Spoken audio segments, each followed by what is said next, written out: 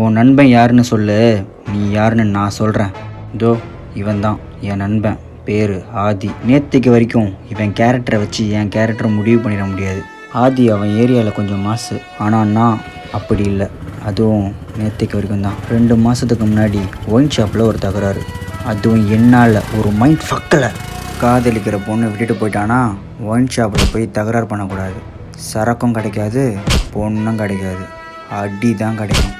என்னை அடித்தவனை தட்டி கேட்க தான் என் நண்பன் ஆதி வந்திருக்கான். அவனும் 2 தட்டு நல்லா தட்டிட்டு போயிட்டான். டேய் ஆதி, டேய், இதே மாதிரி வெயிட்டு காட்டுறதெல்லாம் சப்ப மேட்ரு தான். ஆனால் அடி வாங்க நம்ம சும்மா இருக்க மாட்டான்டா, திருப்பி செய்வானுங்க பாரு. ஆக மொத்தம் இதுக்கெல்லாம் காரணம் லவ் தான். இல்லை, நேற்றுக்கு நான் பண்ணின பாவம் இன்னைக்கு என்னையும் சேர்த்து என் நண்பனையும் துரத்துது. நான் பாவம்னு சொன்னதும் லவ் தான்.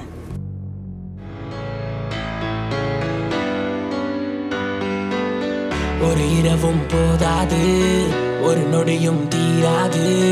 நான் போகும் தூரம் எல்லாம் உன்னோடு காதல் வேண்டும். ஒரு இரவும் போதாது, ஒரு நொடியும் தீராது. நான் போகும் தூரம் எல்லாம் உன்னோடு காதல் வேண்டும். அணைத்தாலும் அணையாது என் காதல் தீராது. என் நெஞ்சில் உன்னை வைத்து வாழ்ந்திடதான் தோணுதடி.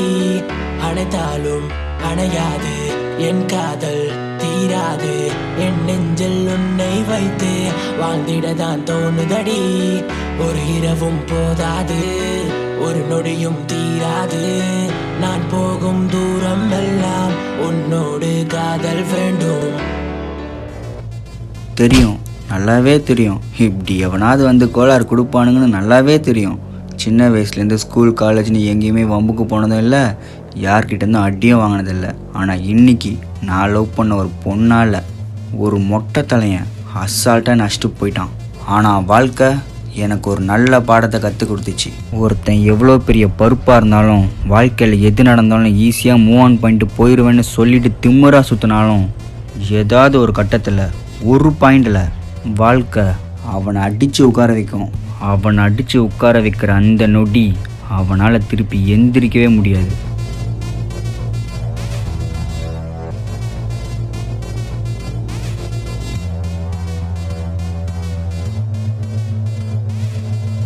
ஆதியை பற்றி நிறைய சொல்லியிருக்கேன்ல. குட் ஃப்ரெண்ட், ஏரியாவில் கொஞ்சம் மாசு. கொஞ்சம் முக்கியமானது சொல்ல மறந்துட்டேன், அவன் ஒரு ட்ரக் அடிக்ட், கொக்கேன். மச்சான் இதை இழுத்தா தில்லு ஒன்று வரும், ஆனால் எங்கேருந்து வரும்னே தெரியாதுன்னு சொல்லுவான். ஆனால் நான் எதை பற்றியும் யோசிக்கல. இப்போ முதல்ல எனக்குள்ளே இருக்கிற பயத்தை போக்கணும்.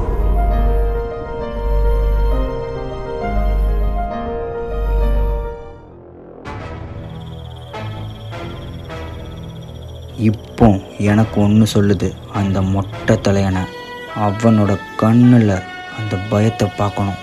என்ன அடிக்க போது என் கண்ணில் எந்த பயத்தை அவன் பார்த்தானோ அவன் கண்ணில் என்னை பார்த்து அவன் பயப்படணும்.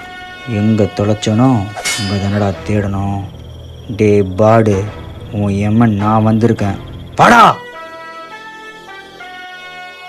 உன் எதிரி யாருன்னு சொல்லு, உன் பலம் என்னன்னு நான் சொல்கிறேன்.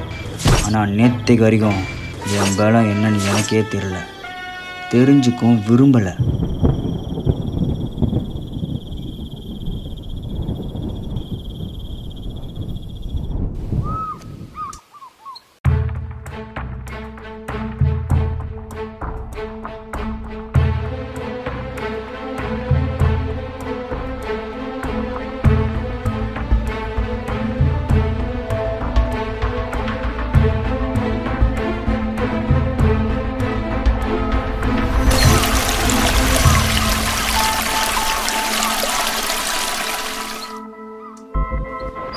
லைஃப்பில் எல்லாருக்கும் ஒரு டேர்னிங் பாயிண்ட் வரும். அந்த டேர்னிங் பாயிண்டில் நான் ஒரு விஷயத்தை கற்றுக்கிட்டேன். இதை ஒரு அட்வைஸாக கூட எடுத்துக்கலாம். மைண்ட் ஃபக்கில் இருக்கும்போது 3 விஷயத்த பண்ணக்கூடாது.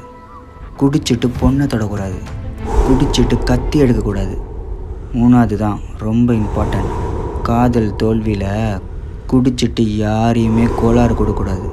அப்படி பண்ணுனா அட் த எண்டில் போதை ஏறிச்சுன்னா, ஒரு டோஸ் எக்ஸ்ட்ரா ஏறிச்சுன்னா நீ இல்லை.